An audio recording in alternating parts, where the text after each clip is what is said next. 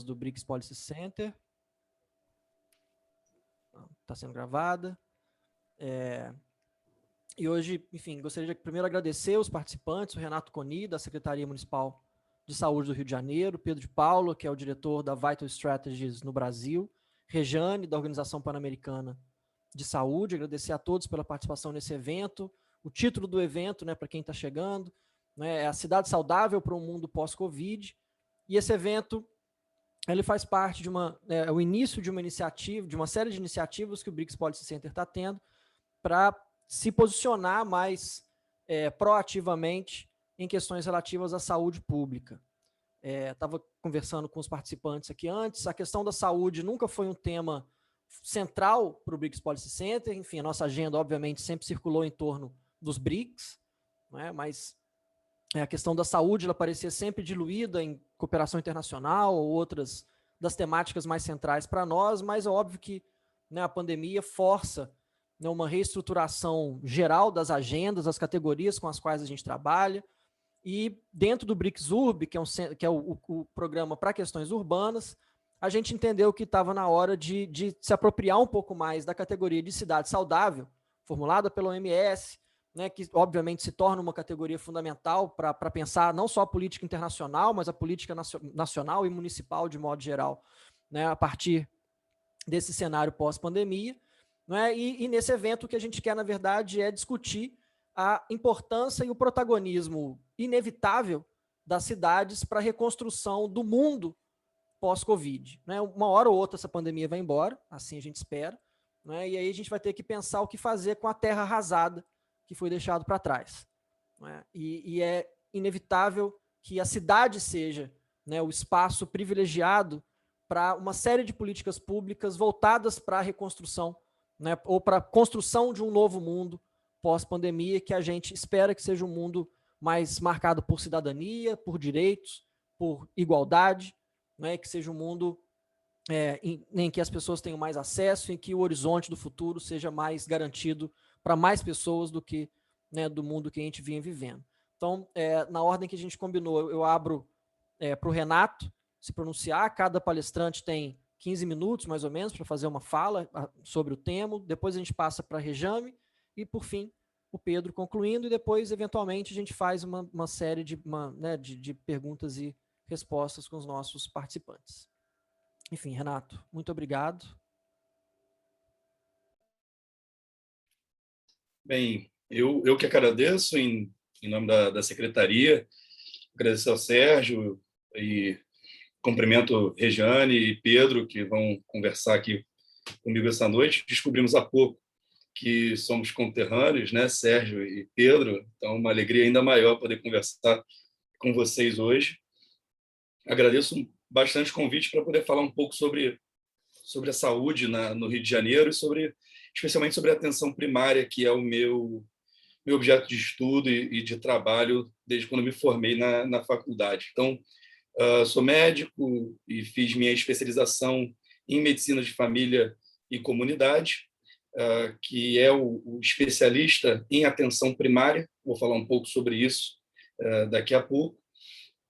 E atualmente estou na Superintendência de Atenção Primária do município, na Secretaria Municipal de Saúde. E a atenção primária ser convidada para falar sobre a relação com a cidade é bastante importante, bastante interessante, porque a atenção primária ela é, junto da educação, a vanguarda do Estado nas comunidades. Né? A gente consegue colocar unidades de atenção primária, unidades básicas de saúde, aonde o Estado antes não chegava, né? Bem no interior das comunidades, numa relação muito próxima com a população.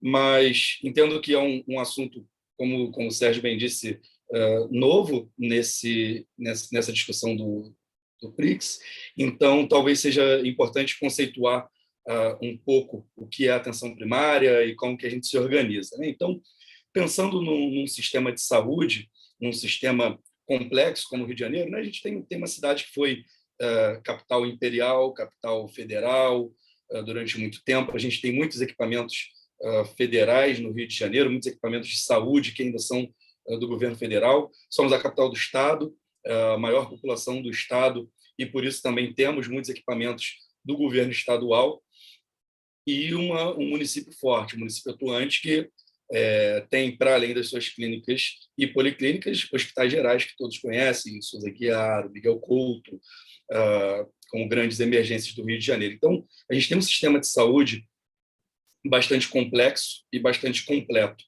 E para estruturar, para organizar esse sistema de saúde, a gente o organiza em níveis de atenção. Então, a gente tem os níveis primários, secundários e terciários de atenção, e esses níveis eles vão aumentando de complexidade e tecnologia que você encontra nos equipamentos. Cabe, então, à atenção primária, o nível mais básico de atenção, uma menor tecnologia embarcada e uma maior dependência de tecnologias mais soft, né? Principalmente as habilidades dos profissionais que estão ali dentro, porque a gente vai requerer muito menos exames, muito menos intervenções com exames complementares ou com procedimentos, e muito mais de comunicação clínica, de entender o contexto do paciente, de ofertar para ele alguma saída que seja menos medicamentosa e muito mais de mudança no seu estilo de vida e de uma boa convivência com os seus processos de saúde crônicos, né? Então, a atenção primária ela é a porta de entrada do sistema de saúde, ou seja, ela é aquele primeiro contato do paciente com o sistema de saúde. Ela é ordenadora da rede, ou seja, é a atenção primária que mostra para os outros níveis de atenção, para as policlínicas e para os hospitais, as reais necessidades de uma população, e ela busca sempre fazer um acompanhamento longitudinal do paciente, ou seja, um acompanhamento que a gente não dá alta para o paciente, né? A gente acompanha o paciente durante toda a sua trajetória e coordena o acesso desse paciente aos outros níveis, sempre advogando pelo paciente, né? Buscando garantir que o acesso dele aos outros serviços seja também resolutivo. Então, essa minha fala inicial é só para que a gente fique na mesma página do que é a atenção primária. E aí, dentro dessa atenção primária, o SUS faz uma opção por um modelo de atenção, um modelo de organização, que é a estratégia Saúde da Família, que tem sucesso, né, já há bastante tempo implementada no Brasil inteiro e com resultados muito robustos de melhores indicadores de saúde para a população. E aí, como eu disse, a estratégia Saúde da Família e a atenção primária conseguem mudar o mindset da saúde, principalmente depois de 88, depois do SUS como nosso sistema de saúde, e tirar a atenção de dentro dos hospitais, aquela estrutura rígida e de difícil acesso, em que a pessoa às vezes tinha que ir de madrugada para uma fila de hospital para conseguir uma senha para ver um cardiologista, para algo que está muito mais capilarizado na cidade, muito mais próximo da população, entendendo muito mais as necessidades e como que essas necessidades se relacionam com o contexto familiar e com o contexto da comunidade, né? Como aquela comunidade, qual o padrão de adoecimento daquela comunidade, quais são os determinantes sociais daquela comunidade que são tão importantes para o padrão de adoecimento daquela população. Então, falar sobre a atenção primária, a gente está falando sobre a saúde no nível mais básico de que uma cidade precisa e de um mapeamento muito mais fidedigno dessa cidade. Hoje, no Rio de Janeiro, a gente tem 236 unidades de atenção primária no município.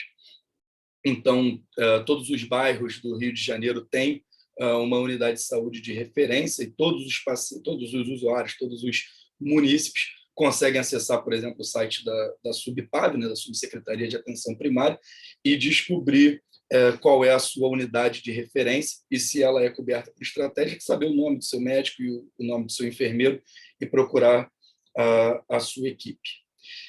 Para a gente chegar hoje nesse nível de organização, a gente tem uma história de amadurecimento da atenção primária na cidade do Rio de Janeiro, que começa em 2008. Então, se a gente retorna no tempo para 2008, a gente tinha uma cobertura na cidade de aproximadamente 5% a 8% da população por essas equipes que trabalham próximas às famílias. E de 2008 a 2016, a gente passa por um processo de reforma da atenção primária, com uma expansão muito grande, uma abertura muito grande de clínicas, com mapeamento, com inteligência, discutindo com as lideranças locais para saber quais eram os melhores locais para alocar essas unidades, com foco de prover saúde para a população mais vulnerável do Rio de Janeiro, quebrando a chamada lei dos cuidados inversos e oferecendo mais para quem mais precisa, né, dando equidade para o sistema. E a gente termina o ano de 2016 com uma cobertura de aproximadamente 70% da cidade. Para que isso continuasse, precisava de uma vontade política e de centrar esforços financeiros, né, recursos do nosso orçamento na atenção primária e de trabalhar a visão da prefeitura, da secretaria, colocando esforços sempre na atenção primária. O que a gente viu foi um entendimento diferente no último ciclo de gestão, com uma priorização de outras ações também importantes, de valorização dos exames diagnósticos, de valorização do nível mais especializado, né, dos especialistas focais em cardiologia, em pneumologia, mas, consequentemente, cobertura é curto, e quando você investe em um nível de atenção, outro nível de atenção pode ficar subfinanciado. E foi o que aconteceu com a atenção primária. A gente tem uma redução da cobertura, chegando ao final de 2020 com aproximadamente 40% da cidade coberta por equipes da Estratégia de Saúde da Família.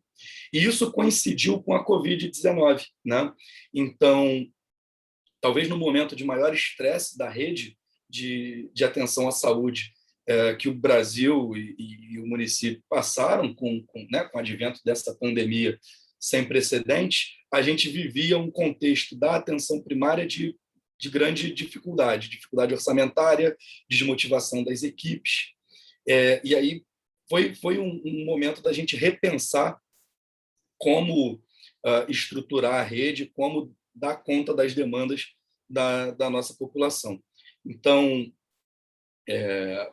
foram feitos alguns investimentos na atenção primária, principalmente da gente repensar a forma de acesso da população, de entender o papel fundamental dessas equipes de saúde da família em serem pilotos, em serem, na verdade, sentinelas desse sistema de saúde, da gente conseguir avaliar a pressão assistencial e o aumento do número de casos em determinada área da cidade pelo aumento da demanda nas unidades de saúde da família, nas unidades básicas de saúde, mas para isso a gente precisava, de alguma forma, reorganizar todo o processo de trabalho, o que foi feito com muitas notas técnicas, muitos materiais instrutivos, e a grande sacada disso tudo foi perceber que a gente só poderia reestruturar a rede se a gente olhasse para dentro dos princípios da atenção primária à saúde, né? De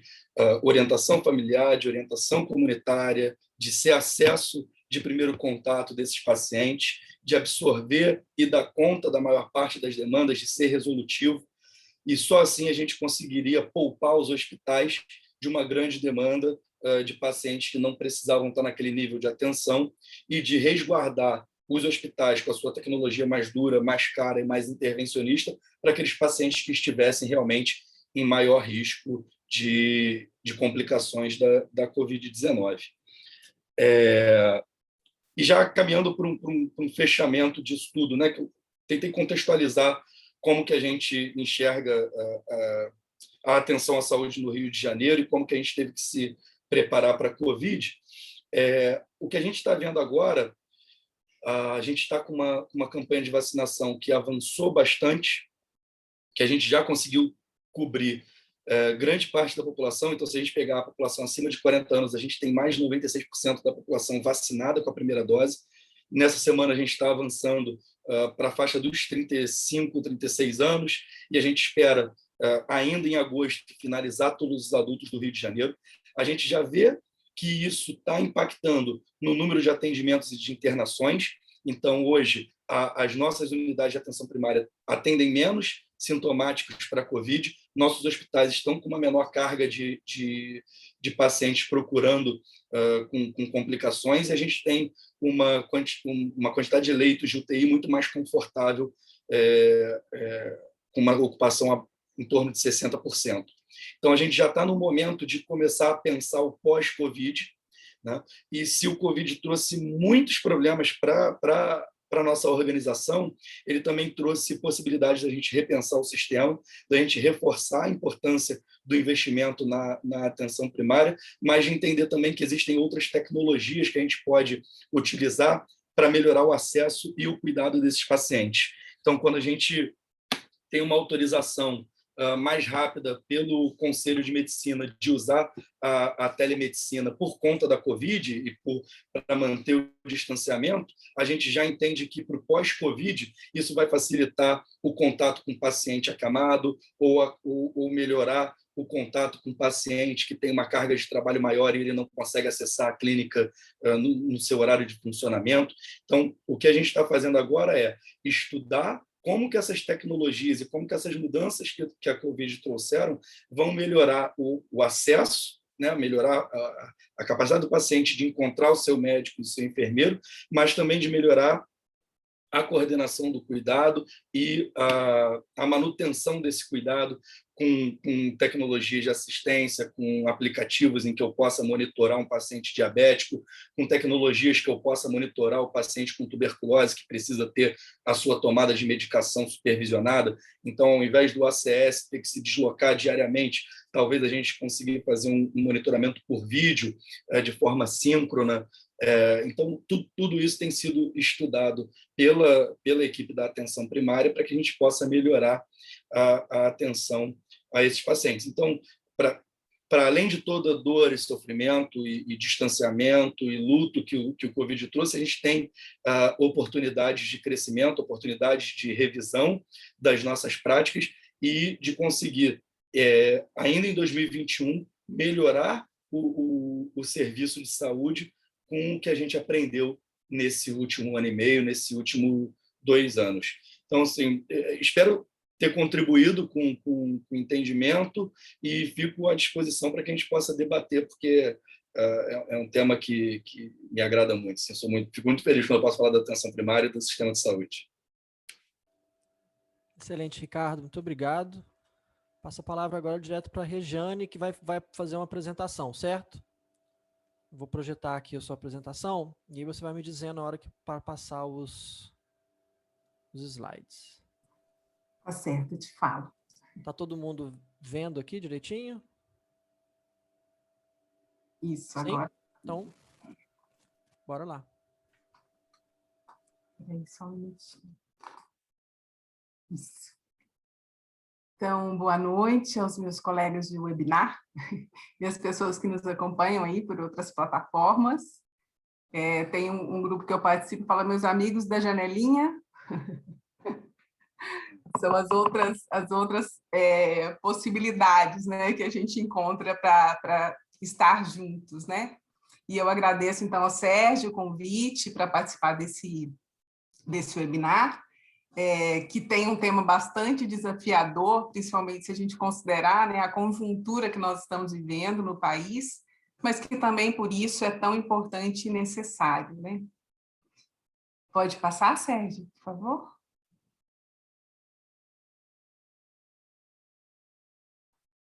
Isso. Então, há mais de 30 anos, a OPAS e a OMS têm reforçado e aprimorado os conceitos, estratégias para ação no âmbito dos municípios, por compreender a sua relevância para a saúde e a qualidade de vida da população. Pode passar, dá mais um clique, Sérgio. Então, diversos marcos e eventos e documentos registram essa trajetória, e eu destaco aqui alguns deles, como a Carta de Ottawa, que alavancou o movimento de municípios saudáveis, né, que teve início 2 anos antes da Carta de Ottawa, no Canadá, com uma grande repercussão na Europa, né, com a OMS e posteriormente no Brasil, e que teve o ousado objetivo de colocar a saúde no centro da agenda social e política, passando a ser entendida também como um recurso para o desenvolvimento. Mais recentemente, em 2016, nós tivemos a Conferência Global de Promoção da Saúde, a 9ª conferência, que reforçou a importância dos municípios para a promoção da saúde e o alcance dos ODS, e também foi realizado o Fórum de Prefeitos e Prefeitas, que deu origem ao consenso, onde esses gestores se comprometeram a desenvolver cidades inclusivas, seguras, resilientes, sustentáveis e saudáveis. Então, a gente tem esse marco importante da 9ª Conferência Mundial, Global de Promoção da Saúde, que traz novamente a importância dos municípios para o desenvolvimento e para a promoção da saúde.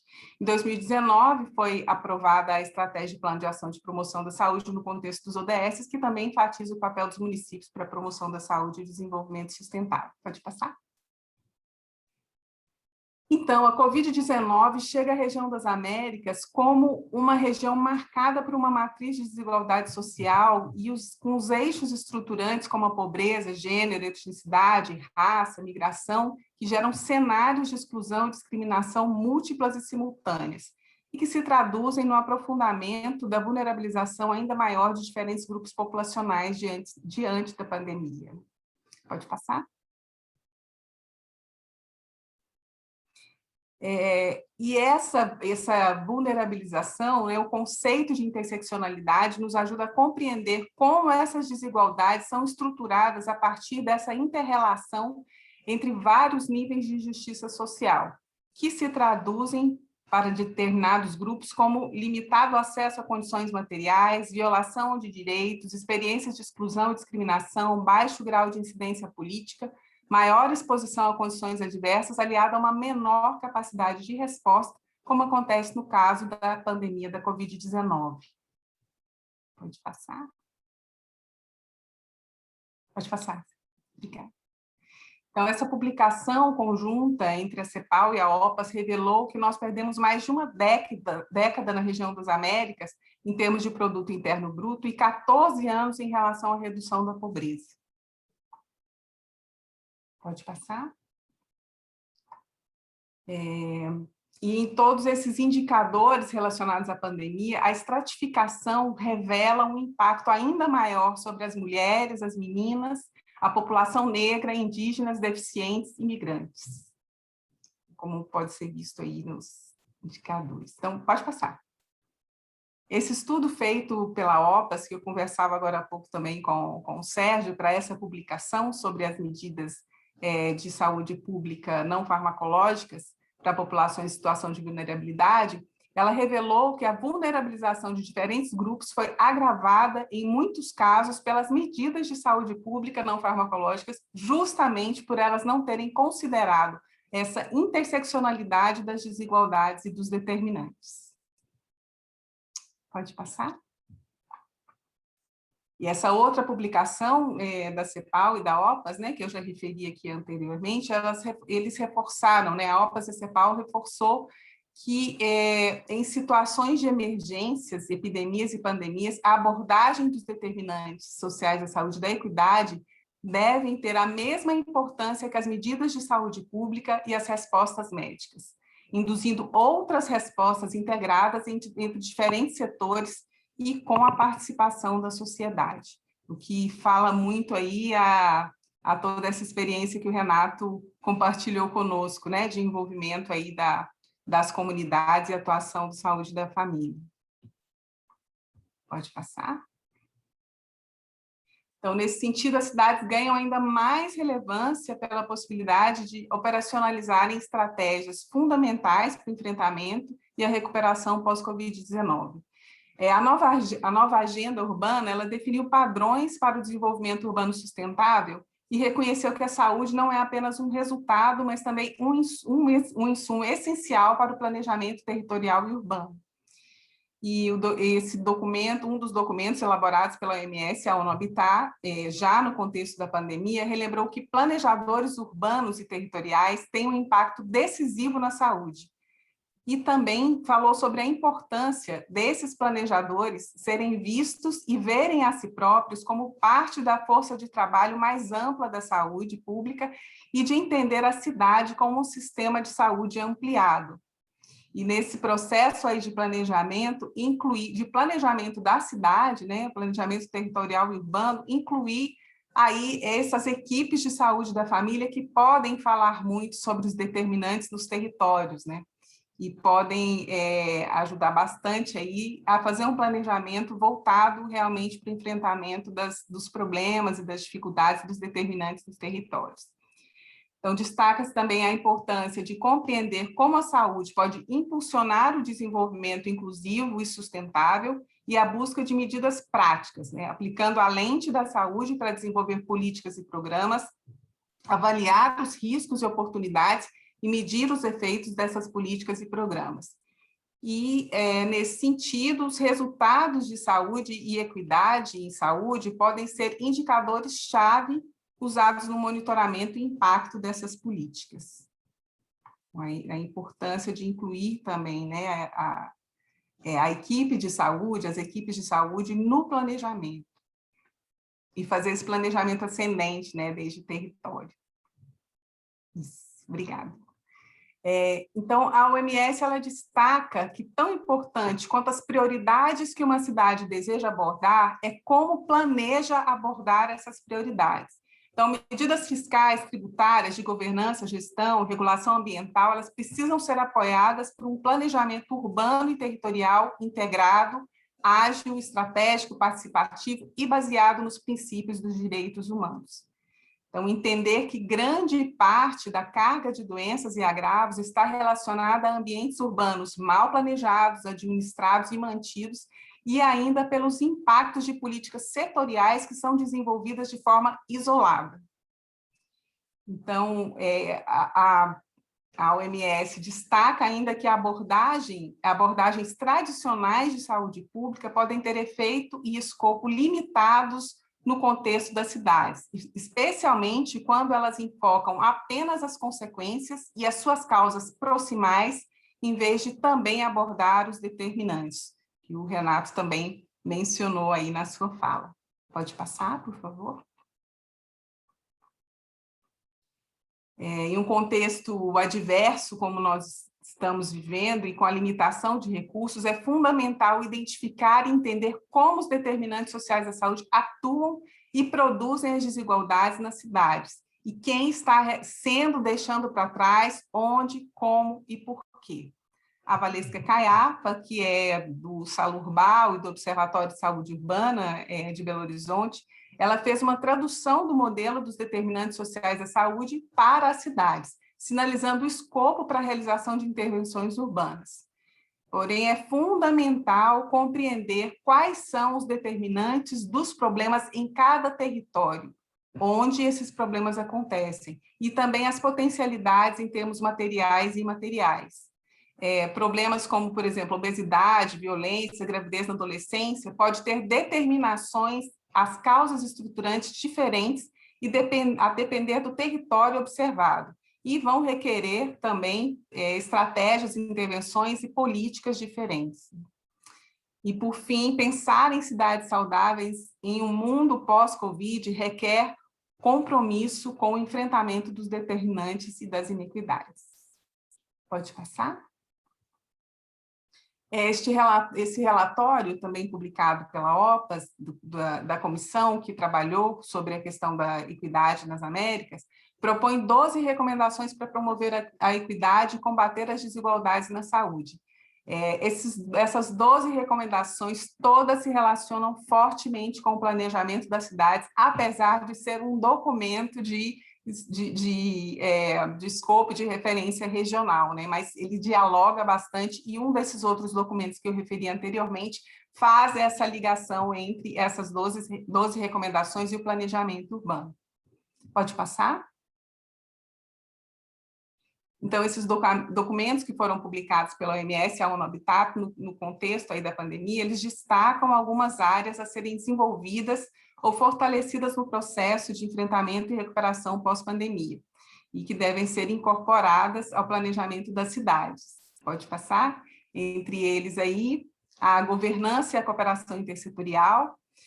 Novos modelos de cooperação e colaboração intersetorial são necessários para identificar sinergias e convergências e gerar ações que resultem em ganhos gerais para a sociedade, ao mesmo tempo em que auxiliam o cumprimento dos objetivos setoriais. E compreender essas barreiras que interferem nesse processo é um pré-requisito para integrar a saúde ao desenvolvimento urbano. Então, a boa governança, ela requer atuação além das fronteiras setoriais, compartilhando conhecimento e perspectivas, estabelecendo agendas conjuntas e, principalmente, partilhando recursos e também o poder, que é um pouquinho mais difícil. Requer uma visão comum para promover a coesão social e a equidade e adotar a estrutura de direito à cidade, direito à saúde centrada nas pessoas. E ainda considerar as necessidades e vulnerabilidades específicas de diferentes grupos populacionais e desenvolver políticas que lhes oferecem apoio e proteção adicionais, incorporando ao planejamento a formulação de políticas, as opiniões e vozes, especialmente das populações que se encontram em situação de vulnerabilidade. Pode passar? Outro ponto que esses documentos, outros pontos que esses documentos enfatizam é como a comunicação, pesquisa, inovação e a capacitação. E eu destaco aí a importância de os gestores investirem na comunicação e, em especial, na gestão da infodemia. O impacto da desinformação tem sido avassalador na gestão municipal durante esse período da pandemia, né? E são questões que muitas vezes a gente deixa para depois, né? E outras áreas invadiram e tomaram conta aí desse espaço da comunicação. Então, produzir e divulgar mensagens baseadas em evidências por meio da mídia social e convencional, com linguagens acessíveis para aumentar a consciência e envolver a opinião pública. Por exemplo, sobre a importância dos investimentos em infraestrutura urbana, planejamento espacial, acesso ao saneamento básico para o enfrentamento de pandemias como a pandemia da Covid-19. Transmitir mensagens sobre situações de emergências, mas também de esperança. Desenvolver mecanismos de divulgação e comunicação que possam estimular e gerar discussão política sobre as consequências das decisões do planejamento das cidades para a saúde. E entendendo a comunicação como uma oportunidade de construir e estabelecer um amplo apoio à gestão. Outro ponto é o investimento em pesquisas e inovação no campo da saúde pública e integrar a pesquisa aos serviços, de forma a prover dados primários que possibilitem análises mais próximas à realidade para subsidiar a alocação de recursos e o desenvolvimento de políticas e programas mais efetivos. Realizar, então, processos formativos com diferentes públicos para responder de forma mais eficaz às necessidades da nova agenda urbana e da saúde, no processo de reconstrução, ou até mesmo de construção, em muitos casos, né? E formação para realizar análises de cenários, de custo-efetividade das decisões políticas e para realizar a comunicação com diferentes grupos, promover o engajamento. Então, já caminhando para a finalização, pode passar. Pode passar. Eu acho que ficou um para trás. Isso. Não, volta. Eu acho que tem algum problema. Pulou uma. Pode passar. Ficou faltando uma... Eu acho que ficou faltando um slide, mas que ele falava sobre... eu acho que ele ficou um slide... Ele está um pouco... Enfim... Então, eu queria só comentar a reflexão do secretário-geral da ONU, né, que ele expressa que a Covid-19 pode ser comparada a um raio-x, revelando fraturas no frágil esqueleto das sociedades que construímos, e que está expondo falácias e falsidades em todos os lugares, como a mentira de que os mercados livres podem oferecer assistência médica para todas as pessoas, a ficção de que o trabalho de cuidado não remunerado não é trabalho, a ilusão de que vivemos em um mundo pós-racista e o mito de que estamos todos em um mesmo barco. Né? E aí, eu não sei se...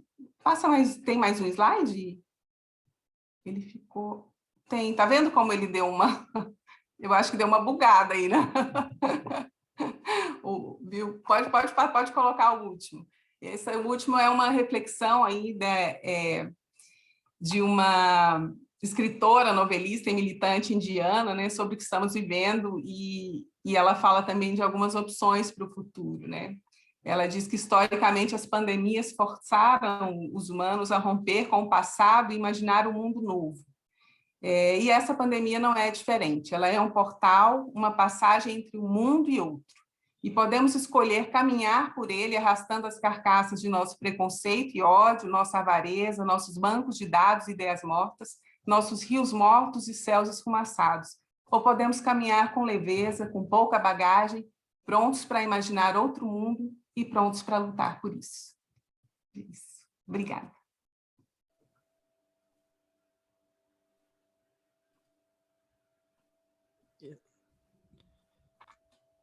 Vocês me escutam? Excelente. Obrigado, Regiane. Vamos passar direto para o Pedro, porque já tô vendo um monte de perguntas chegando aqui para mim, para passar para vocês. Pedro, por favor. Legal, Sérgio, obrigado. Vai fazer alguma apresentação? Eu posso projetar minha tela? Eu tenho autorização aqui do Zoom para isso? Deixa eu ver como é que eu faço aqui. Posso testar aqui? Pode, por favor. Tá aqui, então. Tá, então se tá aí, pode mandar brasa.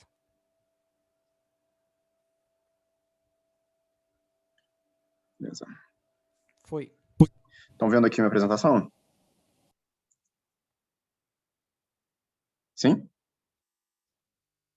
Legal, gente. Bom, obrigado ao Sérgio, ao BRICS Policenter pelo convite. Um grande prazer também falar aqui junto do Renato, da Regiane. Eu queria só, antes de começar a fala, e explicar um pouquinho também o que é a Vital Strategies, a organização que eu dirijo o escritório aqui no Brasil. Dizer que a gente é parceiro de longa data da OPAS, onde a Regiane trabalha e representa nessa organização, nesse evento, e também da cidade do Rio, da Prefeitura do Rio. A gente está com a parceria por Cidades Saudáveis, justamente essa agenda com o Rio desde 2017. Além da parceria por Cidades Saudáveis, que eu vou falar mais para frente, que trata de tabaco no Rio, a gente também teve a oportunidade e está ainda apoiando o Rio em diferentes formas de resposta à pandemia, e justamente atacando pontos que a Regiane trouxe, e que, coincidentemente, também o Renato trouxe, sobre o papel de agentes de saúde e busca ativa de grupos vulneráveis que foram menos servidos de saúde durante a pandemia, e especialmente agora na vacinação. Vou falar disso daqui para frente, mas é muito bacana estar com parceiros tão importantes num debate central para a saúde pública. Então, muito rapidamente, a Vital Strategies é uma organização global de saúde pública. Isso quer dizer que a gente trabalha com as determinantes de saúde, a gente trabalha com prevenção, promoção e fortalecimento de sistemas. Então, a gente quer desenvolver, apoiar o desenvolvimento de sistemas fortes de saúde pública. E isso passa por, na nossa visão, muitas áreas. A gente nasce, a organização surge, a sua gênese está ligada ao controle do tabagismo, a redução do consumo de tabaco, mas também a gente trabalha com prevenção de overdose de opiáceos nos Estados Unidos, a gente trabalha com pesquisa, prevenção de obesidade, políticas alimentares como um todo, parceria por cidades saudáveis, a melhoria dos registros e dados de saúde pública que habilitam a ação de forma adequada, de forma baseada em evidências e orientada nesses dados, a promoção de saúde cardiovascular, prevenção de mortes e lesões decorrentes de sinistros, que os antigos acidentes, mas que a gente chama de sinistros hoje em dia de trânsito, promoção de melhoria da qualidade do ar, prevenção de epidemias e resposta a pandemias, entre outras questões de saúde ambiental e outras agendas de saúde pública. Então, o espectro é bem amplo, a gente trabalha em mais de 70 países atualmente e temos escritórios em 6. O Brasil é um deles, esse escritório existe no Brasil desde 2017, mas a gente já atua no país desde bem antes disso. E os nossos pilares de atuação, assim, a nossa teoria de mudança, passa por uma abordagem de tripartite. Inteligência em saúde pública, então esse olhar populacional, essa perspectiva epidemiológica, de olhar para os dados, entender quais são os grupos mais afetados, entender quais são as características desses grupos, entender quais são as causas que levam a determinados resultados, entender quais são essas determinantes em saúde que a Regiane trouxe, mas também agir sobre isso, então comunicar, mudar comportamento, provocar o governo a fazer as ações que vão impactar essas determinantes. e fazer isso via fortalecimento institucional, ou seja, não só treinamento, melhoria das condições de comunicação e de plataformas e uso de dados, etc., mas também consolidação de políticas. Então, uma política central que pauta toda a saúde no Brasil, como o Renato trouxe aqui, é a estratégia de saúde da família.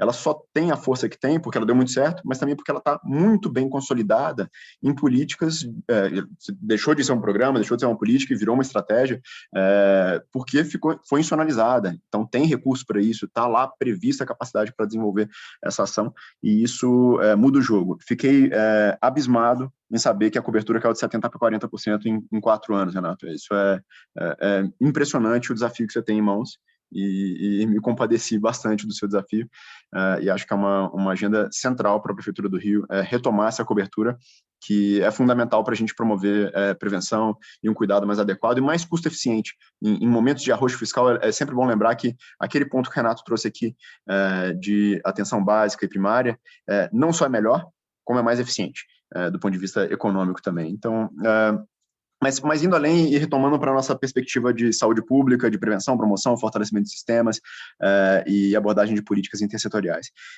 A provocação do Sérgio no convite para a gente foi o que a pandemia revela das cidades, o que a gente traz de discussão para a saúde pública pós-pandemia nas cidades especificamente, e por que nas cidades? Eu acho que a pergunta do Sérgio, ao nos convidar para esse debate, ela passa por uma premissa muito fundamental, que é as cidades são o locus de desenvolvimento de política no século XXI.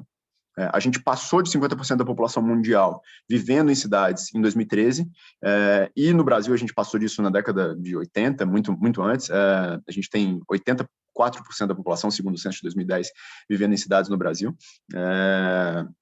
Isso quer dizer que é nas cidades que a gente faz aquilo que muda a vida das pessoas. Então, de fato, pensar como que pandemia e cidade se relacionam e como o que vem depois da pandemia pode melhorar a vida das pessoas, ou nos termos técnicos, aí, pode reduzir a mortalidade por doenças preveníveis e lesões, entre outras questões, é fundamental. É fundamental se a gente quiser melhorar a qualidade de vida, é fundamental se a gente quiser melhorar a economia. Eu acabei retirando aqui, eu ia falar um pouquinho disso, mas alguns de vocês tocaram antes nisso. Cada ano de vida, de expectativa de vida acrescentado a uma população, está correlacionado a um aumento de 4% no PIB per capita. Então, investir em saúde é investir em economia também. Acho que é sempre bom lembrar, nesses momentos em que parece que saúde é visto como um gasto, que política pública e capacidade estatal são vistos como problemas, que, na verdade, são vetores de promoção de desenvolvimento econômico e social. Então, é um pouco essa abordagem. Então, o que eu acho que, e como bem disseram Renato e Regiane, a pandemia revelou muitos problemas que a gente tinha, mas também apontou alguns caminhos. E um dos pilares que eu gostaria de tratar aqui é justamente a noção de capacidades estatais, capacidades para saúde, e as lacunas que foram reveladas. Então, falta de investimento no sistema, então não preciso nem falar, o Renato trouxe aqui alguns números do que aconteceu nos últimos anos em redução de capacidade de intervenção, de resposta rápida, mas eu posso até mais anedoticamente falar disso com base na pandemia mesmo. Então, a gente tem um país com um sistema universal de saúde, que é um marco civilizatório, uma referência global, mas mesmo nesse país, a gente não tinha dados acessíveis a todos os gestores sobre a situação da pandemia no seu território. Então, não são todas as cidades que tinham painéis, que tinham capacidade, pessoas capazes de analisar aquele painel, de entender padrão de desenvolvimento da doença, entre outras coisas. Isso mostra que a gente precisa investir em dados, a gente precisa investir em capacidade analítica, a gente precisa investir em profissionais com formação em análise desses dados e em conhecimento técnico de saúde. E também mostra como que soluções de curto prazo podem maquiar o problema, mas também, de uma forma mais positiva, podem apontar para soluções. Eu posso mencionar aqui um simples exemplo. No começo da pandemia, a gente tinha muita incerteza sobre como que se transmitia o vírus. Então, houve uma retração muito grande, por exemplo, de uso de transporte público, e algumas cidades, como Fortaleza, como Bogotá, como Paris, adotaram ciclofaixas emergenciais. Ou seja, não dá tempo de desenhar, pintar, criar barreiras protetivas que são importantes para as pessoas andarem de bicicleta. Mas a gente pode pegar uma faixa de carro aqui numa avenida e colocar cones, está circulando menos carro mesmo, e mesmo que não tivesse, era melhor fazer isso. Vamos colocar cones de fora a fora nesse trajeto, e a gente apontou para demandas reprimidas, apontou para desenhos possíveis de ciclovias e ciclofaixas, que foram adotados, por exemplo, em Bogotá, em Fortaleza e em Paris, para usar 3 exemplos de cidades bastante distintas, de forma mais duradoura.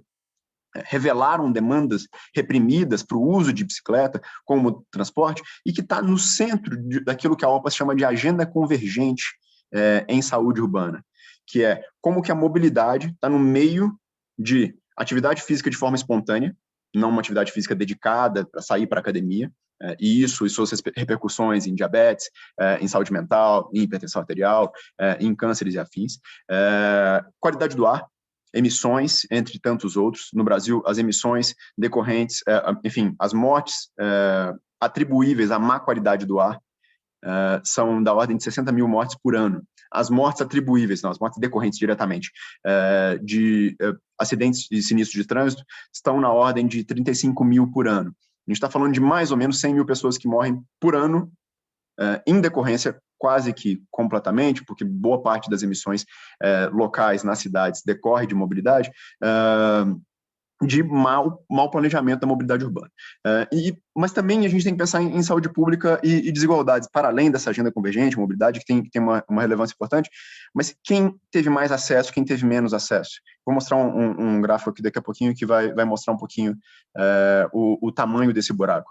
Como que a gente usa a agenda interseccional para entender essas diferenças. Como que mulheres sujeitas à violência de gênero e trancadas em casa foram ainda mais sujeitas à violência de gênero, tiveram mais desfechos de saúde cardiovascular que já são agravados por essas violências, além da violência per se.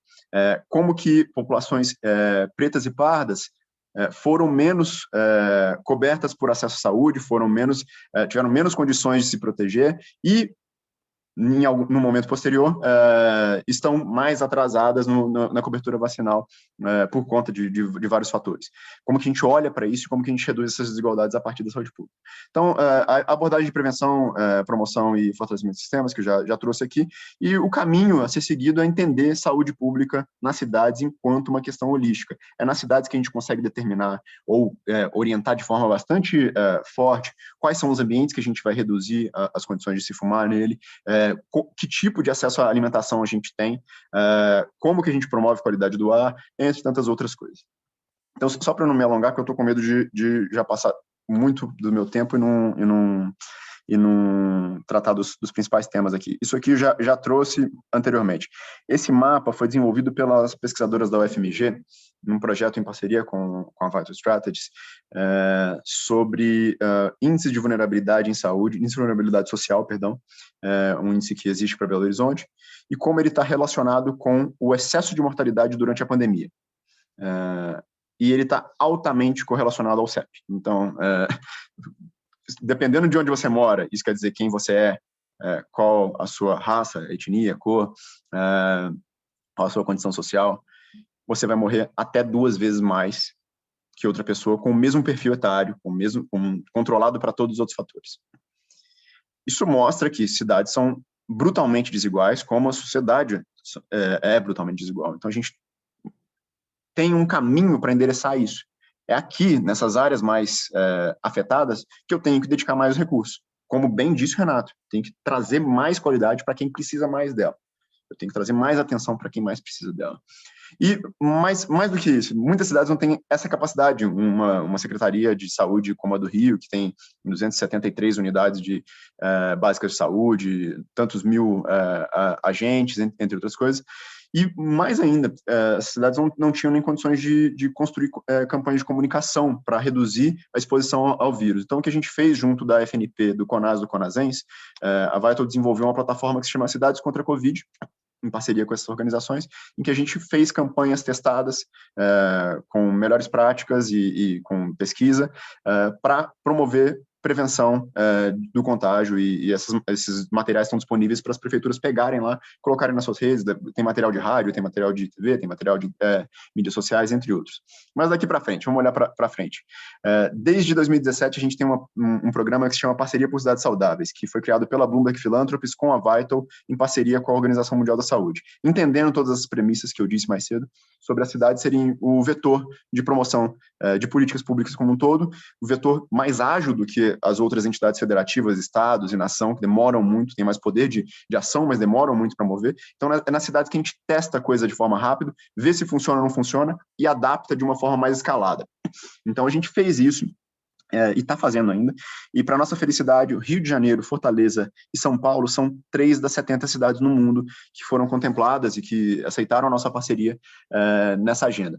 Então, a gente foca nas principais causas de morte no mundo, que são as doenças crônicas não transmissíveis e as lesões. Mais de 70% das mortes no mundo se devem a esse tipo de causa, e no Brasil mais de 80%. E a gente tenta aplicar aquelas estratégias basicamente simples e comprovadas, como redução de disponibilidade de bebidas açucaradas, melhoria de condições de alimentação em escolas, promoção de locais e ambientes livres de tabaco, promoção de condições de infraestrutura, mas também de comunicação para adoção de medidas de mobilidade segura, sustentável e ativa, entre outros. Então, aqui alguns exemplos.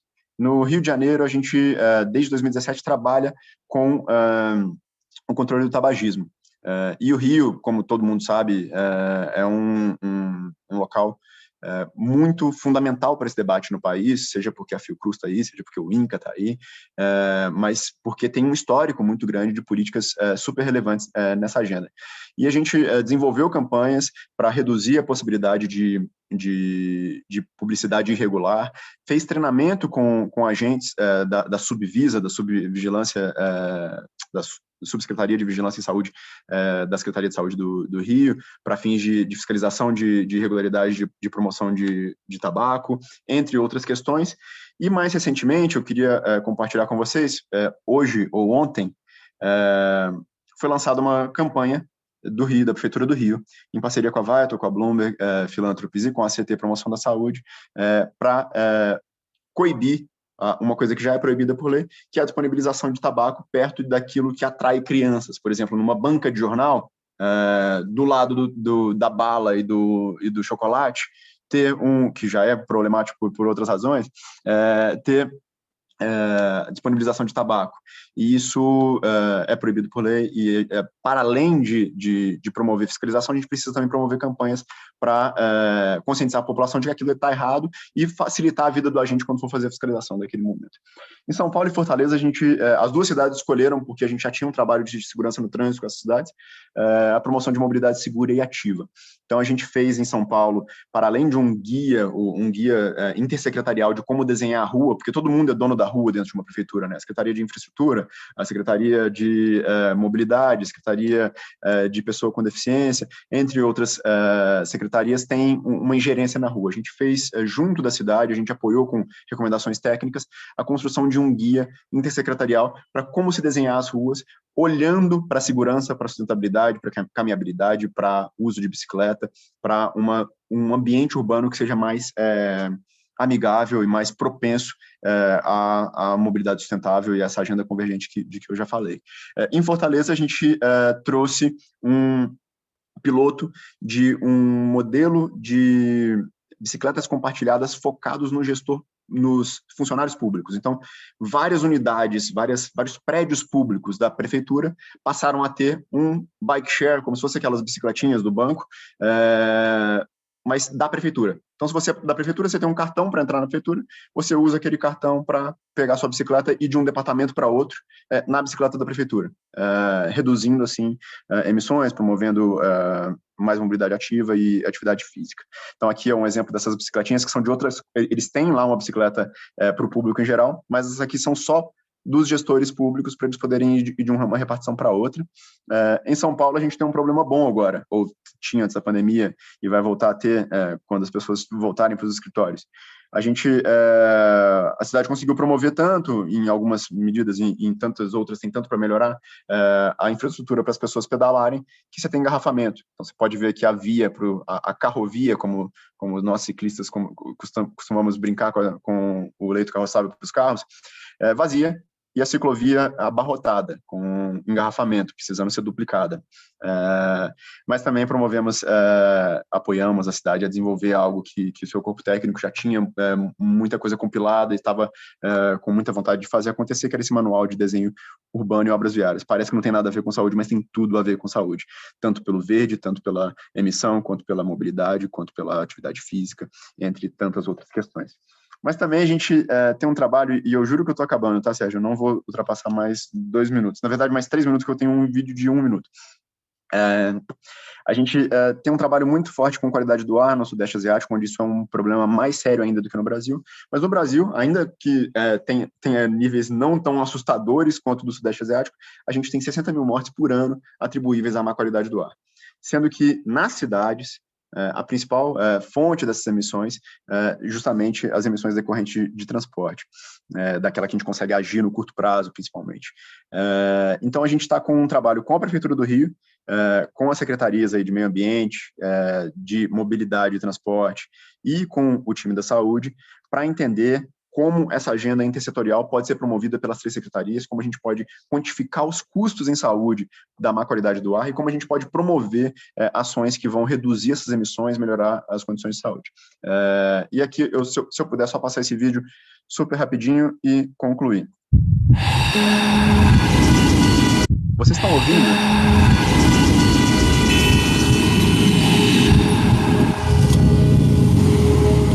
Você sabia que milhares de brasileiros morrem por ano devido à poluição do ar? Só em 2019 foram mais de 60 mil mortes no Brasil.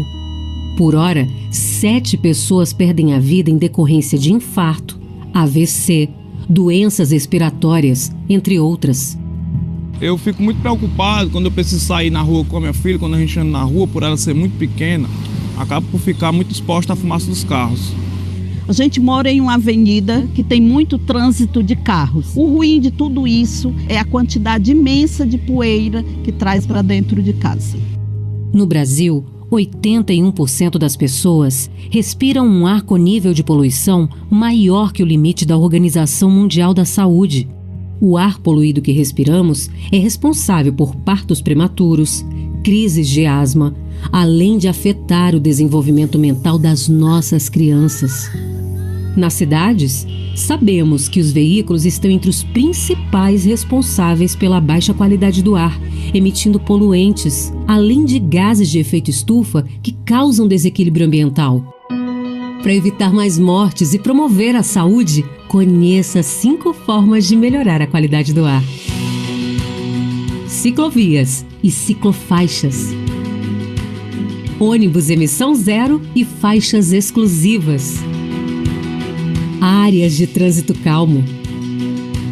Ciclologística. Monitoramento e comunicação da qualidade do ar e seus impactos na saúde. Assim, podemos salvar vidas e economizar recursos. Nossas cidades merecem ar puro.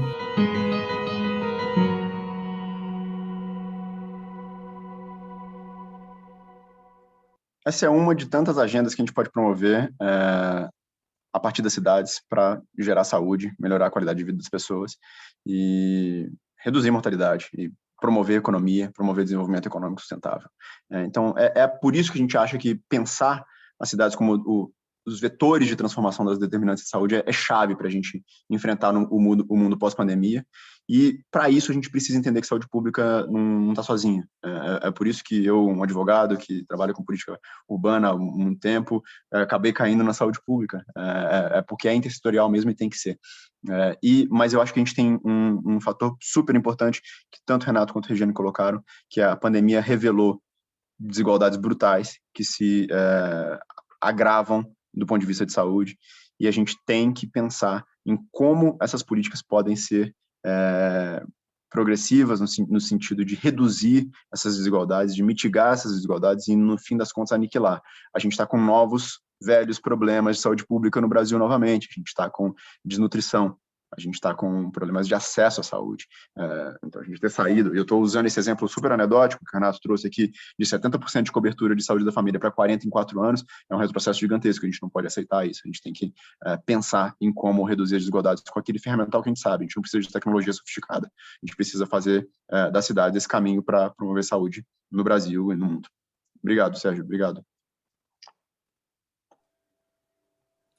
Excelente, muito obrigado a todos. Acho que a gente tem um tempinho para fazer algumas questões, algumas perguntas e respostas. Antes eu quero só fazer um breve comentário que, sim, pela fala de vocês, me parece que talvez seja uma obviedade, na verdade, né? A pandemia, ela não trouxe nada de necessariamente novo, né? O vírus é, obviamente, sem precedente, não existia antes, mas todos esses problemas que a gente tem que enfrentar agora já estavam aí, né? A gente já vive num mundo extremamente desigual, as cidades são, não só no Brasil, né, de modo geral, as cidades são profundamente desiguais, até aquelas que são menos desiguais têm, né, sofrem com problemas relacionados à desigualdade, seja por imigração, enfim, por qualquer questão. As cidades são os gargalos fundamentais para que a gente possa avançar em qualquer agenda de sustentabilidade.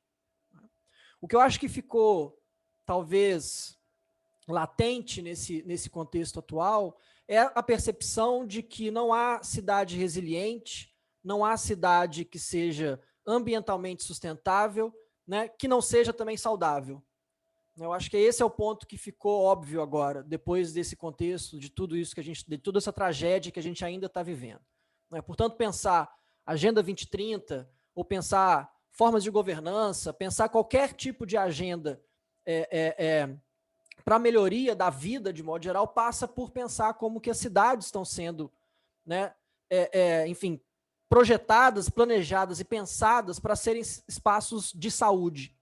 Né? A cidade é o grande espaço do antropoceno. Né? Ela reafirma a capacidade humana de incidir de modo transformador sobre o espaço do planeta. Por isso que é fundamental que a gente olhe para a cidade e perceba que o direito à cidade, como a Rejane bem colocou, tem que passar também pelo direito à saúde na cidade. Né?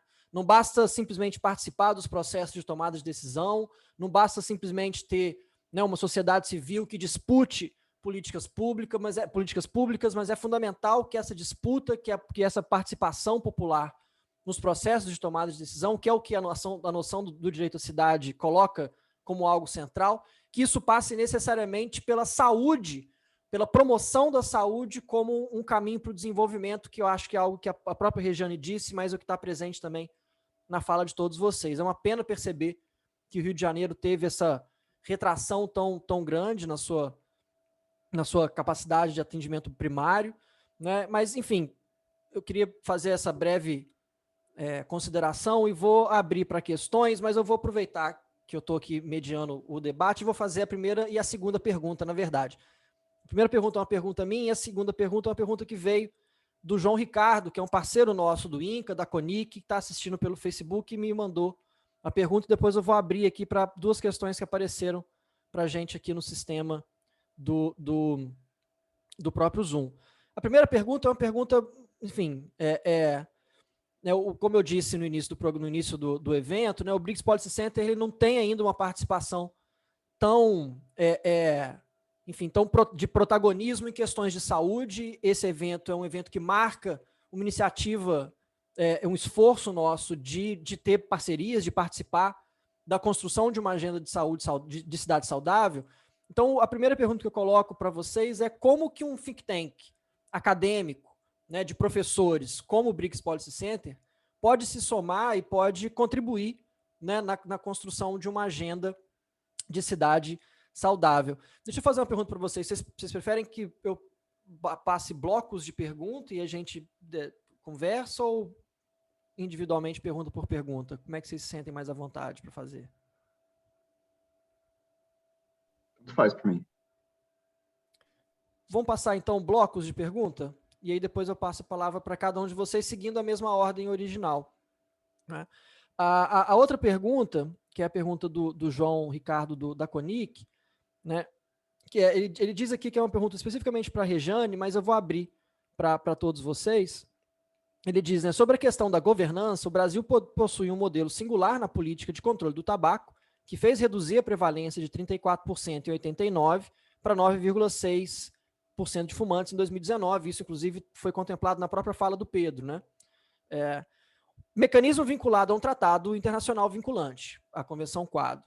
Não seria a hora de se criar um tratado internacional vinculante aos mesmos moldes para outros fatores de risco, como alimentação saudável, bebidas alcoólicas, etc. Ou seja, né, o Brasil tem uma experiência muito bem sucedida na construção de mecanismos de governança para o combate ao tabaco. Me arrisco a dizer que talvez seja um dos países mais bem sucedidos nessa agenda de todo mundo, né? Como é que a gente pode traduzir essa experiência muito bem sucedida para outras doenças crônicas não transmissíveis, né? De 2 em 2 perguntas, pode ser? Renato, por favor. Pronto. Bem, como vocês bem colocaram e Sérgio começou a fala, a Covid realmente não trouxe muitas novidades, mas ela desnudou aquilo que eventualmente a gente já não enxergava ou que, como a Aran falava, banalizou-se o mal. Então, a gente, de tanto ver que o sistema não funcionava ou de que tudo bem, é assim mesmo, quando a gente encontra uma possibilidade real de colapso do sistema e de grande comoção social e de problemas muito grandes que a Covid trouxe, também gerou uma capacidade de se ressensibilizar com os problemas, especialmente os problemas de saúde. Então, acho que a gente conseguiu tirar uma névoa que estava diante dos nossos olhos e enxergar os problemas sob uma nova perspectiva e buscar novas soluções para ele. Então, acho que a Covid pode trazer, sim, esse benefício da gente repensar problemas que já existiam, mas com novas soluções, com soluções criativas. E aí, já respondendo a segunda questão, que é a questão de como um think tank pode contribuir, eu tão logo saio da residência, acabei me envolvendo com a gestão. E o que eu entendo atualmente da gestão é de que a gente, como uma Secretaria de Saúde, tem que ter uma responsabilidade muito grande sobre como a gente gere um orçamento. O orçamento da saúde é um orçamento gigante que precisa ter práticas baseadas em evidência, precisa atender aos melhores anseios da sociedade, precisa estar alinhado ao que o controle social nos mostra como caminho, e inovar com um orçamento público é um tanto quanto desafiador, porque a gente pode caminhar com medidas inovadoras, mas que não se mostrem custo-efetivas no longo prazo, ou que não tenham realmente o resultado que a gente espera. E ter um grupo de pessoas com excelência na formação e com uma boa vontade de pensar a saúde no Rio de Janeiro, nos ajuda a encontrar caminhos que a gente às vezes não consegue pensar, mas também nos ajuda a fazer a pivotar algumas ideias, a botar algumas ideias em pequenos espaços, entender como aquilo funciona e se funciona, e aí sim apresentar para a secretaria aquilo que já foi minimamente estudado, aquilo que já foi minimamente testado num espaço pequeno. E aí eu faço sempre uma analogia de que a gente é um transatlântico, né? A secretaria e seu orçamento, e seu número de equipes e o tamanho da população que a gente atende é um transatlântico cuja manobra não é fácil, né? Enquanto algumas iniciativas, e principalmente o terceiro setor, e eu tive recentemente na Maré, conversando com as redes da Maré, que é uma iniciativa, uma ONG super produtiva em ideias, e tanto um think tank como o BRICS quanto a Rede da Maré, ela funciona como um barco piloto, que consegue procurar os caminhos e nos mostrar com um pouco mais de segurança por onde a gente pode navegar e para onde a gente pode manobrar esse transatlântico que é a secretaria. E, por fim, com relação a questão da gente usar a estratégia do tabaco, que é uma estratégia realmente muito positiva no Brasil para as outras condições crônicas, é fundamental, e é o desafio que a gente tem para agora, né? O desafio que já está posto.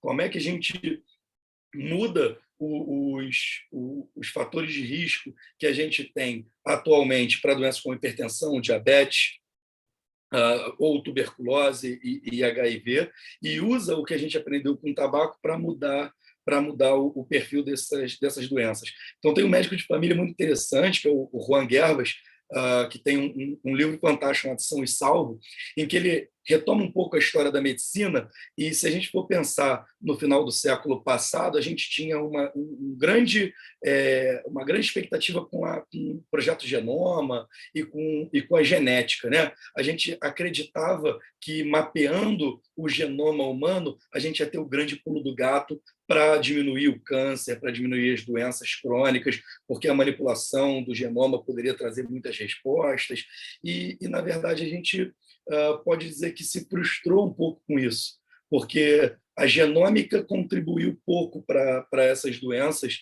ou não contribuiu na escala que a gente pensava. E aí, se a gente for olhar para a década de 60, já tinha um oncologista que falava que câncer é uma doença muito mais ecológica do que genética, né? Então, a gente passa para o início do século XXI de um pensamento de uma medicina genética ou genômica para uma medicina dos fatores de risco, ou para uma saúde dos fatores de risco. E hoje a gente entende que existem fatores de risco ambientais e pessoais que importam muito mais do que a sua genética.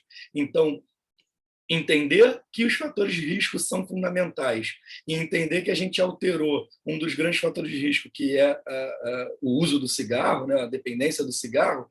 Se a gente une esses dois conhecimentos e transborda isso para hipertensão, diabetes, HIV, tuberculose e todas as outras doenças crônicas que nós temos, a gente com certeza vai ter melhores indicadores de saúde. E aí eu já falei muito, vou deixar a fala para os meus colegas. Perfeito. Excelente. Rejane, por favor.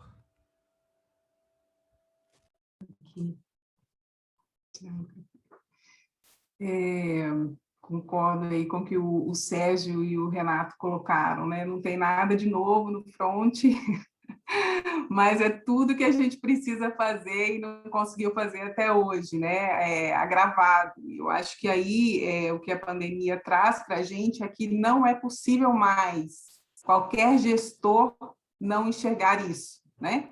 Então, a desinvisibilização das desigualdades, ela agora se escancarou, né? Não tem mais como dizer que isso não existe ou que não é importante. Então, e a gente precisa se agarrar a isso para colocar essa agenda e essas pautas, né? Na agenda dos prefeitos, na agenda das prefeitas, né? Na agenda dos gestores municipais. Esse é um ponto bem importante. Sobre como think tanks, como o BRICS Policy Center e como outros podem ajudar e podem contribuir, entrar nessa agenda. Acho que a gente conversava um pouco antes, né, de começar, Sérgio, sobre essa ideia de nós formarmos, então, uma rede colaborativa unindo, né, gestão, unindo a academia, a ciência, né, movimentos sociais para pensar e apoiar esses gestores, porque tem vários gestores que eles precisam de apoio, né? E a gente tem uma questão de escala de municípios no Brasil que é muito diferente, né? Então, assim, pensar uma coisa para o Rio de Janeiro e pensar uma coisa para a cidade de Goiás é muito diferente, né? E também existem possibilidades diferentes, né, para essas diferentes realidades. Então, é bem importante. E uma coisa que a gente falava é que, por exemplo, a gente tem a Rede Brasileira de Universidades Promotoras de Saúde, e um dos pontos que nós discutíamos é o quanto ficou evidente também o distanciamento das universidades públicas e da ciência da realidade dos territórios e da vida das pessoas, né? Porque quando a universidade ela foi de alguma maneira questionada, e a ciência também, não teve o apoio como esperado, né, da comunidade, da população. Então, eu acho que pode ajudar muito nessa aproximação, sabe, Sérgio? Entre a ciência, a produção da ciência e do conhecimento e a gestão, né? E aí tem um descompasso aí que é preciso resolver, que é o tempo da ciência e o tempo da gestão, né? Que às vezes a coisa não dá muito certo, né? Então, isso é uma questão que a gente precisa conseguir vencer, né? E eu já trago, então, para a segunda resposta da segunda pergunta, que também fala sobre como o movimento para o tabaco da Convenção Quadro, a adesão do Brasil à Convenção Quadro, ela se deu nessa articulação entre ciência, entre movimentos sociais, entre mobilização conjunta. Isso foi articulado ao mesmo tempo, né? Então, e um foi alimentando o outro, entregando evidências, os movimentos sociais foram levando essas evidências, traduzindo essas evidências, né, em diferentes linguagens para mobilizar mais e mais pessoas, e esse foi um movimento, né, muito importante que precisa ser pensado para outras agendas semelhantes, né? Então, pensar uma convenção quadro, por exemplo, para a questão da alimentação e obesidade, isso já tem um tempo que está sendo gestado, assim, desejado, né? Teve uma Assembleia Pan-Americana da Saúde, que teve um side event que foi puxado ali, se não me engano, pelo Chile, México, para pensar em uma agenda aí para essa construção de uma convenção quadro, né? Mas a gente de lá para cá passou por muitas questões, né, que impedem o avanço como era esperado, né? Muitas mudanças políticas na conjuntura política dos países, uma influência muito grande do mercado, né, na agenda política. Nós publicamos um documento também sobre a dimensão comercial dos determinantes sociais da saúde na agenda das doenças crônicas não transmissíveis. Não sei se vocês conhecem esse documento. A gente produziu esse documento, elaborou esse documento também, convidando várias, tanto governamentais como não governamentais, nacional e internacional, para fazer essa discussão sobre essa temática. E hoje a OMS tem uma coordenação específica para trabalhar sobre a dimensão comercial, mais especificamente sobre os determinantes comerciais da saúde. Que no Brasil, toda a discussão dos determinantes sociais que nós temos no Brasil, esse grupo convencionou chamar da dimensão comercial dos determinantes sociais da saúde, né? Então, acho que a gente tem alguns cenários aí que são interessantes. Essa coordenação na OMS, o escritório central da OPAS aventou a possibilidade de fazer uma consulta regional sobre essa questão dos determinantes comerciais. Então, são agendas que a gente precisa estar atentos aí como possibilidades, né, para também desenvolver outras propostas aí, outras agendas. Acho que é isso. Muito obrigado, Rejane. Pedro, por favor. Tenho pouco a acrescentar aqui, Sérgio, porque Renato e Rejane foram bem no ponto. Eu talvez acrescentasse só que o BRICS Policy Center, por ser focado nos BRICS, por ter essa dimensão aí de global e até de, não sei se posso chamar isso de aprendizado sul-sul, ou de interação e rede, enfim, mas de um grupo de países que, enfim, está menos em voga agora, mas que tem uma relevância, tem alguma discussão entre si que é super relevante.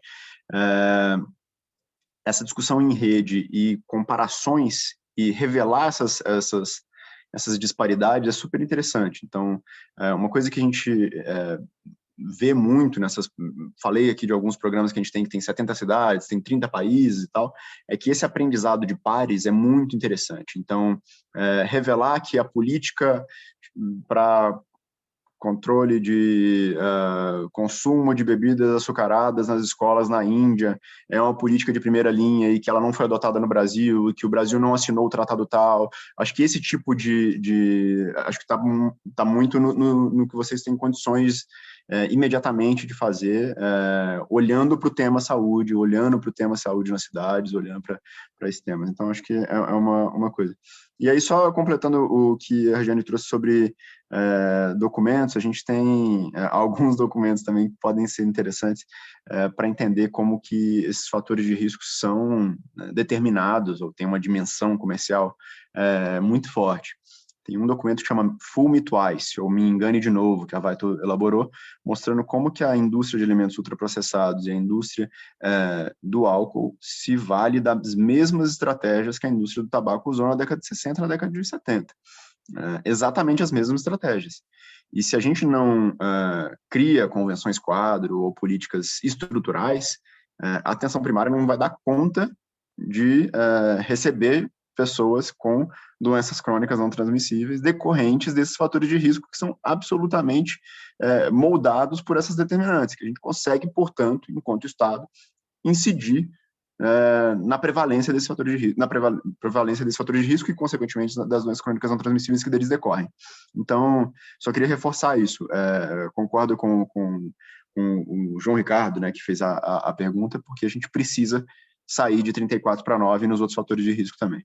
A gente tem um fator de risco que é o consumo de álcool, nem vou falar consumo abusivo, porque também não tem consumo seguro para fins de câncer, que no Brasil não se discute de forma adequada, simplesmente discute enquanto política, isso enquanto um problema parecido com o álcool.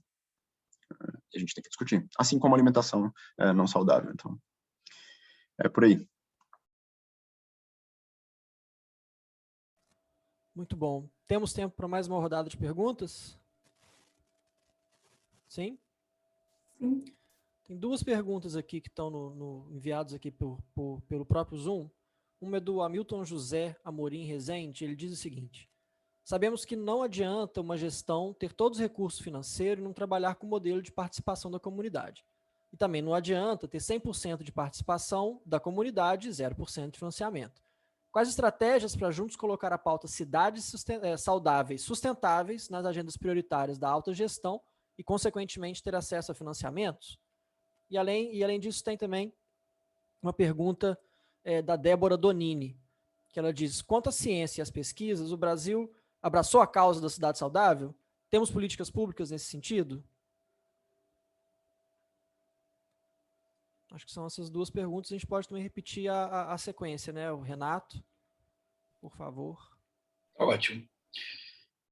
Então, respondendo primeiro à questão do Hamilton, isso é um desafio, né, para a gestão conseguir gerir e pensar um orçamento garantindo que o controle social aconteça. Acredito que aqui no Rio a gente tem avançado bem. Então, em relação à saúde, o Conselho Municipal de Saúde é bastante participativo, seja na discussão do nosso PPA ou do nosso planejamento, seja no acompanhamento da execução das ações que estão nesse PPA. E a cidade do Rio de Janeiro, hoje, inclusive, foi entregue o planejamento estratégico pela Secretaria de Fazenda e Planejamento. É um processo que começou em janeiro, envolvendo todas as secretarias. As secretarias consultam os seus órgãos de controle social, e a gente fez isso pela saúde. E, para além disso, a gente tem o Conselho da Cidade, que foi muito participativo, tanto no levantamento das pautas, quanto na discussão das ações. Então, o que a gente tem buscado, pelo menos aqui no Rio e nesse novo ciclo de gestão, é trabalhar com os conselhos, ouvindo as suas demandas, levando para eles aquilo que a gente pensou como órgão técnico das secretarias, e aí juntos a gente encontra um melhor caminho, mas não é tão simples. Para além do controle social, a gente tem os outros órgãos de controle, né? Então, tem uma participação grande do Ministério Público, da Defensoria Pública, nessas discussões, eles também com um olhar bem republicano e buscando o bem público, trazem a sua participação e a sua discussão do orçamento, mas, como eu disse no início, não é uma tarefa fácil, né? São muitos grupos de interesse, a gente tem que, inclusive, tentar blindar a participação social dos grupos de interesse, principalmente da influência da Big Pharma, da influência de alguns equipamentos do mercado que podem tentar orientar o nosso orçamento para um ou para outro tipo de ação, mas equilibrar esses pratos eu acho que é a tarefa do gestor municipal. Com relação à pesquisa, né, deixa eu recuperar aqui a pergunta da Débora. Com relação à ciência, né, se a gente abraçou essa causa, se a gente tem políticas nesse sentido.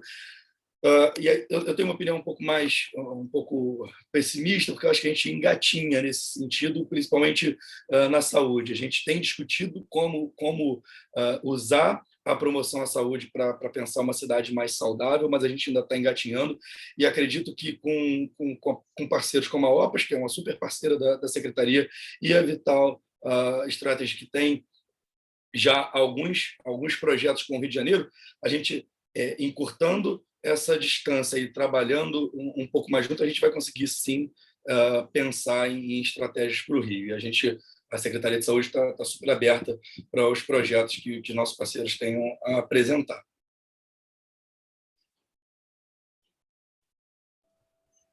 Rejane. Vou cumprimentar aqui o Hamilton, que ele é resende, mas não é meu parente. Mas eu conheço o Hamilton há algum tempo aí, e parabenizo demais Goiás e Goiânia, que tem políticas de promoção da saúde, política estadual e política municipal da capital, estão fazendo um esforço aí para implementar a política de promoção da saúde com os outros municípios do estado. Então, é um estado e uma capital bastante ativa aí, e inspira outras experiências também. Então, Hamilton, eu acho que tem uma questão que é bem importante, que geralmente essas áreas que estão voltadas para a promoção da saúde, né, que trabalham aí com as comunidades, que sabem a importância, né, dos movimentos sociais, e dos grupos de apoio ali nas comunidades, esses grupos aí que estão mais próximos da gestão, dificilmente eles trabalham, a gente vê eles se envolvendo na elaboração dos PPAs, né, ou construindo essa incidência de participação na elaboração dos planos plurianuais. Tem uma equipe do Ministério que começou a ler os planos que já foram entregues e aprovados pelos conselhos, e ele não está identificando essas áreas de promoção da saúde que trabalham com os determinantes nos planos plurianuais. Então, eu acho que a gente precisa fortalecer esse movimento também de inserção nessas agendas de construção dos instrumentos de gestão da cidade, né? Tanto da saúde como de outros setores. E sair um pouco da saúde e aí trabalhar com as câmaras de vereadores, os deputados, e fortalecer esse movimento, esse advocacy, né, que é uma coisa que também é uma agenda, por exemplo, da ACT, Promoção da Saúde, uma agenda muito forte, né, desses nossos parceiros também tão importantes como a Vital também, que é uma agenda que a gente precisa olhar mais de perto, sabe? E a gente fica, às vezes, muito na militância fora dessas instâncias que são decisórias. E a gente precisa se politizar um pouco mais nesse sentido, não a pequena política, né? Mas como políticas públicas, assim. Estar nesses espaços mais efetivamente. Acho que isso é bem importante a gente pensar, né, em como fazer. E outra questão quando a gente tem um gestor, né, como a prefeita da cidade de Goiás, que eu tive o prazer de ir conhecer, junto com a Hamilton, inclusive, que ela criou um comitê de secretarias dentro do gabinete dela, e todas as secretarias trabalhavam junto com ela, identificando os problemas da cidade, né? E aí direcionando o orçamento para aquilo que era mais prioritário. E ela direcionou a agenda do município para os Objetivos de Desenvolvimento Sustentável e fazia prestação de contas pública em praça pública. Então, assim, fantástico. Quando você tem um gestor assim, você vê a diferença disso, né? E eu sempre falo a experiência da Selma, porque é possível, né? E muitas vezes a gente se desespera e fala, bom, agora a gente joga a toalha porque não vai conseguir mais, mas é possível. E a gente está vendo aí da experiência também da Vital, né, apoiando, onde a gente muitas vezes não consegue chegar, né? Então essa importância de ter, né, os movimentos sociais e aí instituições também, né, como o BRICS Policy Center. E achei fantástica a ideia, Pedro, dos estudos comparados, né? Isso é fantástico, porque você também faz essa troca de experiências, né? E a OPAS também tem uma proposta de cooperação sul-sul e cooperação horizontal, que também a gente pode promover trabalhar junto, né, em algumas ideias nesse sentido também, tá? Em relação a outra pergunta, que eu também vou pegar aqui a colinha.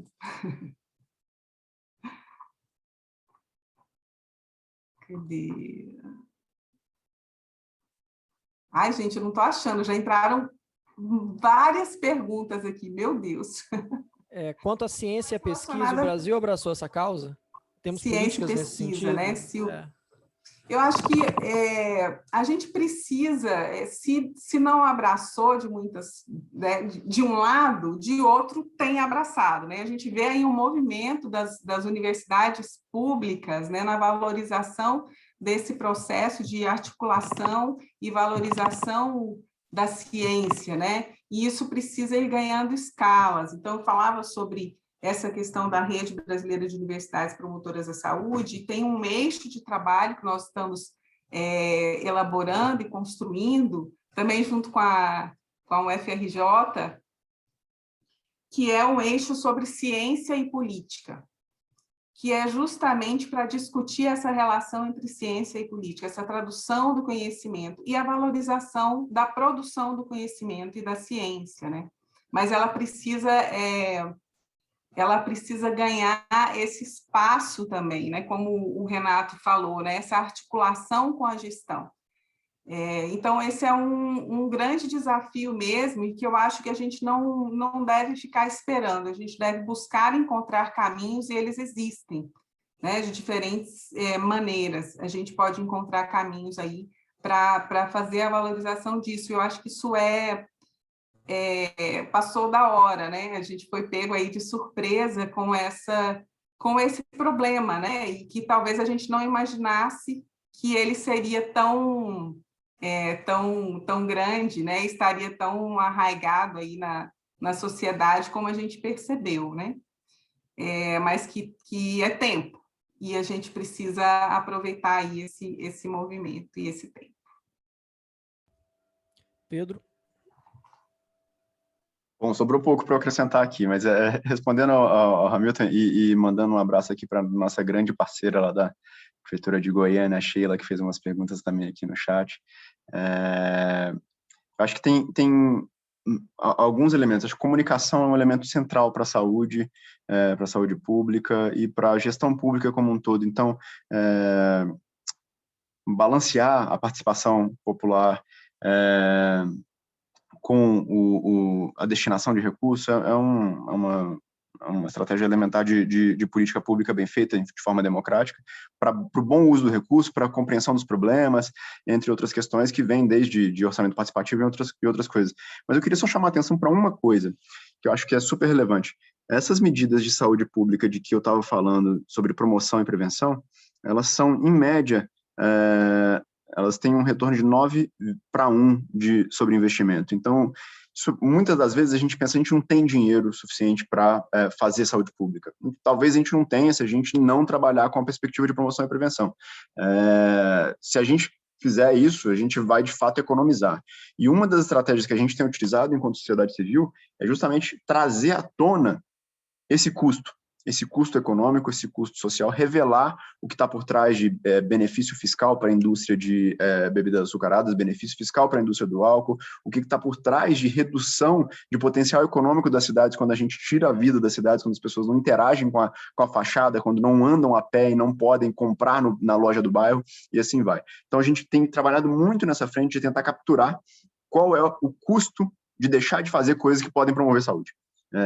E qual que é o benefício de se promover saúde, prevenir DCNTs e, com isso, reduzir custos em atenção, seja primária, secundária, terciária, para cidades. Então, acho que é um elemento dessa resposta para o Hamilton.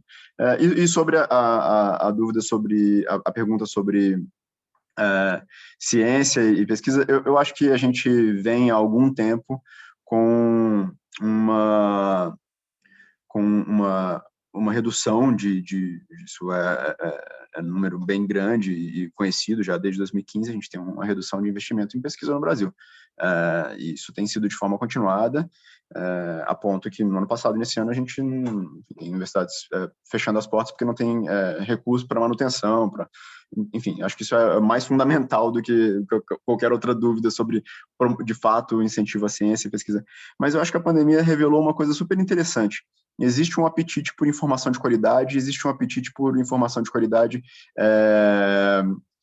calcada na realidade que as pessoas estão inseridas. Então, fazer pesquisa que faz sentido para o seu entorno, para a sua universidade, para a sua região, mas que também saiba comunicar. Não que a gente tenha que simplificar coisas que são hipercomplexas na ciência e fazer uma ciência rasa. Não, mas trazer esses resultados de uma forma adequada para a população.